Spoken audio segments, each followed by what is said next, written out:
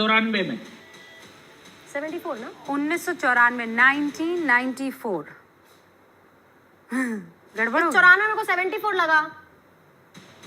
मेरा हिंदी थोड़ा कमजोर है पर मेरे को समझ माइंड का अच्छा पड़ता है लेकिन मेरे को समझ माइंड का अच्छा पड़ता है। कौन सा साल बोला आपने? 1994 94 आप सुनो वही 90 बोला। वापस बोलिए ना बहन जी। ओके भगवान नहीं होता, लेकिन लोगों को उनकी बात सुनने के लिए कुछ अंधविश्वास का और कुछ चमत्कारों का आसरा भी होना चाहिए। भाई कुछ मिर्च मसाला होगा तभी तो फिल्म हिट होगी, तभी तो प्रवचन हिट होगा। यह हिंदुस्तानियों की आदत है और वही गरम मसाला और मिर्च मसाला धीरेन्द्र शास्त्री डालते रहे। प्रधानमंत्री मोदी की प्रधानमंत्री मोदी तो वैसे ही कन्विक्टेड हैं, मतलब गोधरा दंगों में और हिंदू हृदय सम्राट हैं।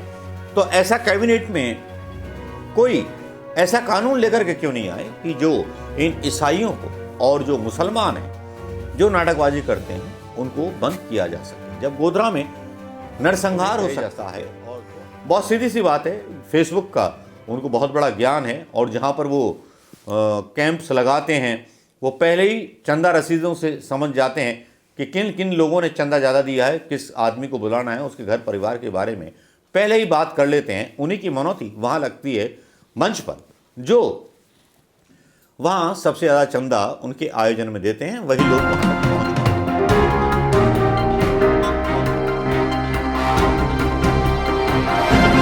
दोस्तों ज़िंदगी बहुत छोटी है और ज़िंदगी जो छोटी है इसमें कष्ट सबको बहुत हैं, हर हिंदुस्तानी को, हर उस हिंदुस्तानी को जो थोड़ा कम पढ़ा लिखा है।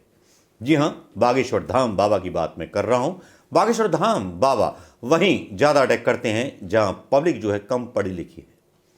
कम पढ़ी लिखी पब्लिक का दर्द एक समान होता है, 5 दर्द एक समान होते हैं, 5 सवाल उनके हर एक के दिल में होते हैं कि मेरे बेटे की नौकरी कब पैदा होगी, मेरा बेटा कब पैदा होगा, या हमारे ऊपर ये ग्रहकाल कब तक चलेगा, या मुझसे ऐसा कौन सा पाप हो गया कि जो लोग मुझसे नाराज रहते हैं कि मुझे नौकरी मिलेगी कि नहीं मिलेगी। ये आम सवाल आप सारे उन चैनलों पर भी रोजाना देखते होंगे जो चैनल सुबह राशियों का फल बताते हैं। उसी के अनुसार लोग कभी कभी कपड़े पहनकर, कभी कभी अंग वस्त्र पहनकर, कभी फूल लेकर के, कभी देवगृह में जाकर के वो फूल चढ़ाते रहते हैं। लेकिन बागेश्वर धाम बाबा ने जैसे आफत मोल ले ली जब से उनका एक लोधी नाम के भारतीय जनता पार्टी के नेता से विवाद हुआ। हालांकि उनके कहने पर वो ब्राह्मण हैं, वो थोड़े से पता नहीं कौन सी जाति के थे जिनको भारतीय जनता पार्टी को निष्कासित करना पड़ा। आज की डेट में भारतीय जनता पार्टी के नेता पूरे उनको सपोर्ट कर रहे हैं, धीरेन्द्र शास्त्री को, जो बागेश्वर धाम का आयोजन करते हैं। बागेश्वर धाम पर जो वो चमत्कार करते हैं वो प्राकृतिक या चमत्कारिक तो नहीं कहे जा सकते। बहुत सीधी सी बात है, फेसबुक का उनको बहुत बड़ा ज्ञान है और जहाँ पर वो कैंप्स लगाते हैं वो पहले ही चंदा रसीदों से समझ जाते हैं कि किन किन लोगों ने चंदा ज़्यादा दिया है, किस आदमी को बुलाना है, उसके घर परिवार के बारे में पहले ही बात कर लेते हैं। उन्हीं की मनौती वहाँ लगती है मंच पर, जो वहाँ सबसे ज़्यादा चंदा उनके आयोजन में देते हैं, वही लोग वहाँ तक पहुँच पाते हैं, आम लोग नहीं पहुँच पाते। ये सच्चाई है। इतनी इन्वेस्टिगेशन कम से कम पत्रकारों को कर लेनी चाहिए थी।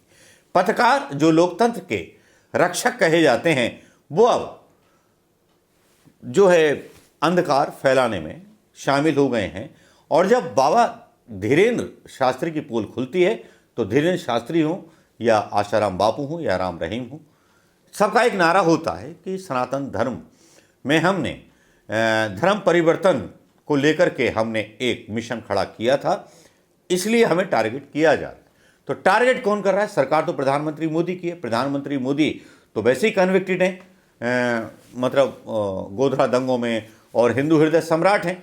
तो ऐसा कैबिनेट में कोई ऐसा कानून लेकर के क्यों नहीं आए कि जो इन ईसाइयों को और जो मुसलमान हैं जो नाटकबाजी करते हैं उनको बंद किया जा सके। जब गोधरा में नरसंहार हो सकता है और 2000 लोग या 3000 लोग गुजरात में दंगों में मारे जा सकते हैं, तो प्रधानमंत्री मोदी के लिए ये तो आसान सा कैबिनेट का निर्णय था। या ये बाबा लोग ये कहना चाहते हैं कि प्रधानमंत्री मोदी जो हैं बिल्कुल नपुंसक है, कुछ नहीं कर सकते।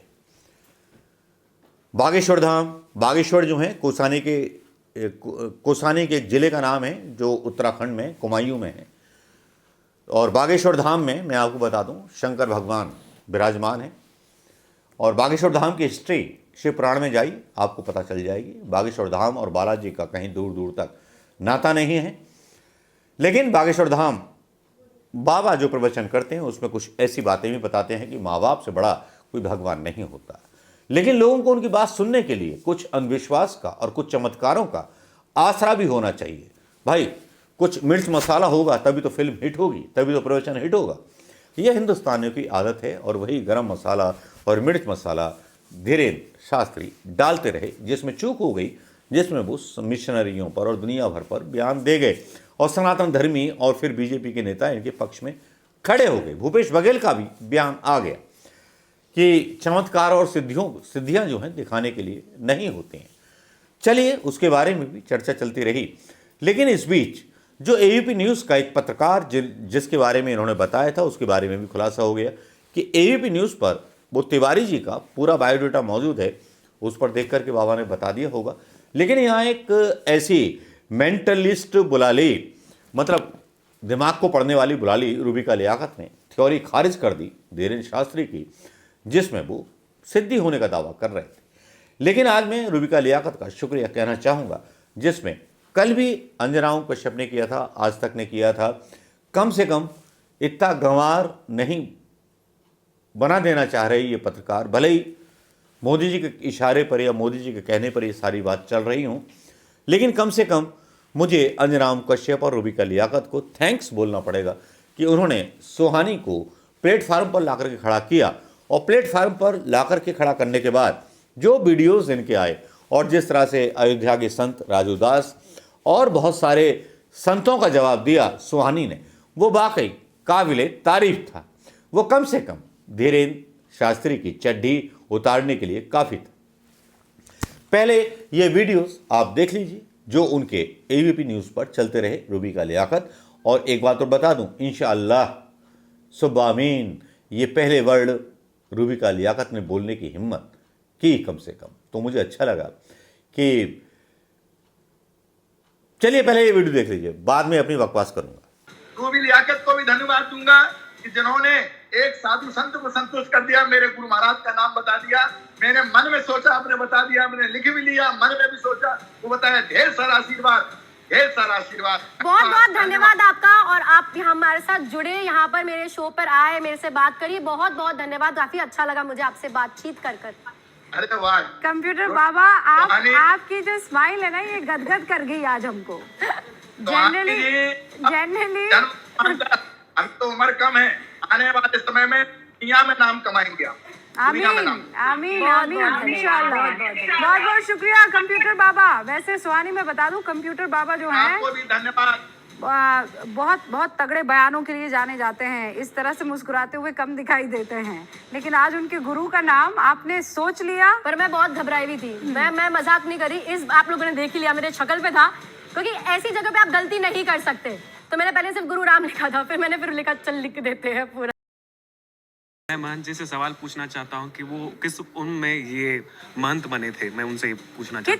किस सन में, हाँ। किस सन में, किस सन में, किस साल में आप महंत बने थे?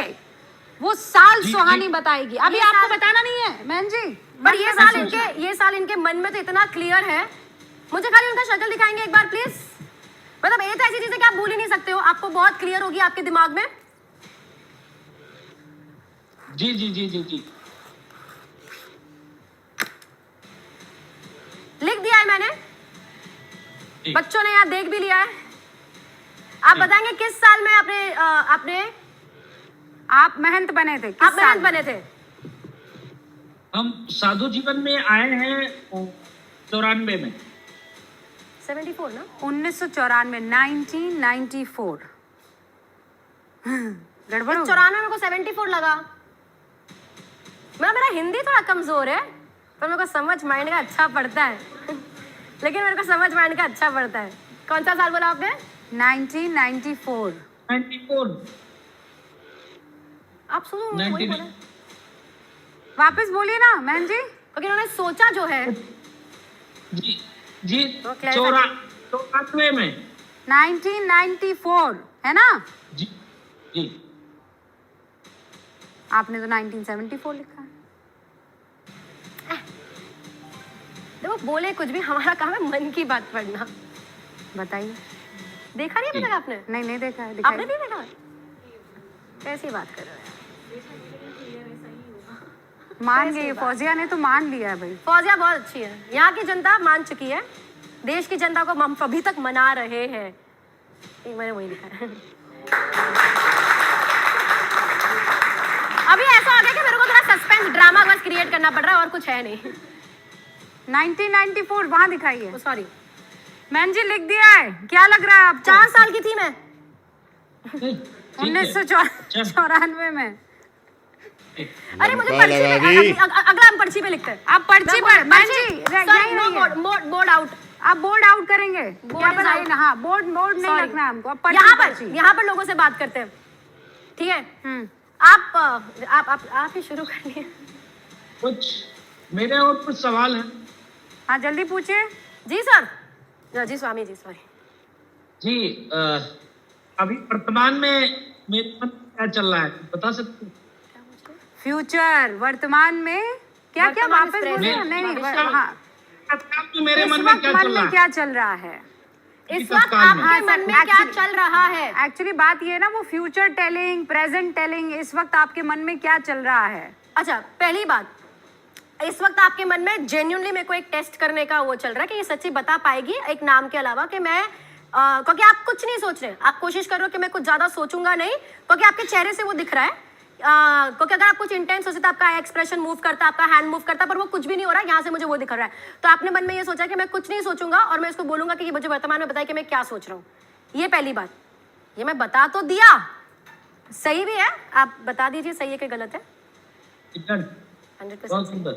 ठीक है, सही भी है। वाह, बहुत शानदार। लेकिन मैं एक बात बताना फिर भी चाहती हूँ, बार बार लगातार एक ही चीज दोहरा रही हूँ।